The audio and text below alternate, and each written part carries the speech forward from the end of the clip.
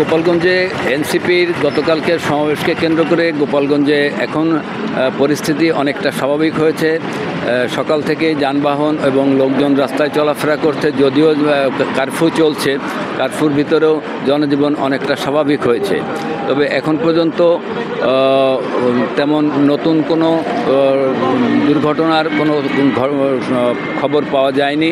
ইতিমধ্যে আমাদের গোপালগঞ্জে যে কয়টি স্থাপনায় হামলা হয়েছিল, একমাত্র স্মার্ট সিটি বসুন্ধরা, আধুনিকতায় এক ধাপ এগিয়ে। হামলা ভাঙচুরের ঘটনা ঘটেছে। এর মধ্যে জেলা প্রশাসকের বাসভবন, জেলা প্রশাসক কার্যালয়, পৌরসভা এবং জেলা কারাগার। তো জেলা কারাগারের ইতিমধ্যে এডিশনাল আইজি প্রিজন উনি ঢাকা থেকে এসেছিলেন। উনি জেলা কারাগার পরিদর্শন করেছেন এবং উনি একটি বক্তব্য দিয়েছেন। এছাড়া জেলা প্রশাসক মহোদয় জানিয়েছেন যে ওনারা আজকে সন্ধ্যা 6টায় ব্রিফ করবেন। তো আপনারা এখন দেখতে পাচ্ছেন যে গোপালগঞ্জের যে স্থানটিতে মূলত গতকালকে সংঘর্ষ হয়, দিনব্যাপী সংঘর্ষ চলে।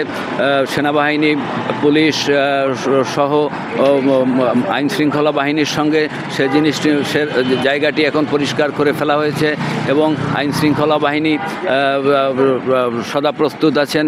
এখানে পুলিশ ভাইদের দেখা যাচ্ছে এরা সকাল থেকেই এরা রাস্তায় আছেন এবং মানুষের নিরাপত্তা বিধানে চেষ্টা করছেন।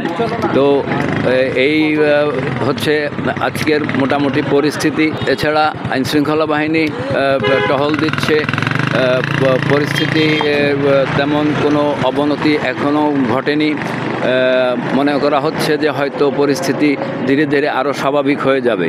তবে এ পর্যন্ত আমরা যে খবর পেয়েছি তাতে 14 জনের মতো গ্রেপ্তার আছে এবং অন্যান্য এবং ওই ঘটনায় এখন পর্যন্ত মামলা হয়নি। মামলার প্রস্তুতি চলছে। মামলা হলে হয়তো এর পরবর্তী অবস্থা জানানো যাবে। আমিনুল হাসান শাহিন, গোপালগঞ্জ।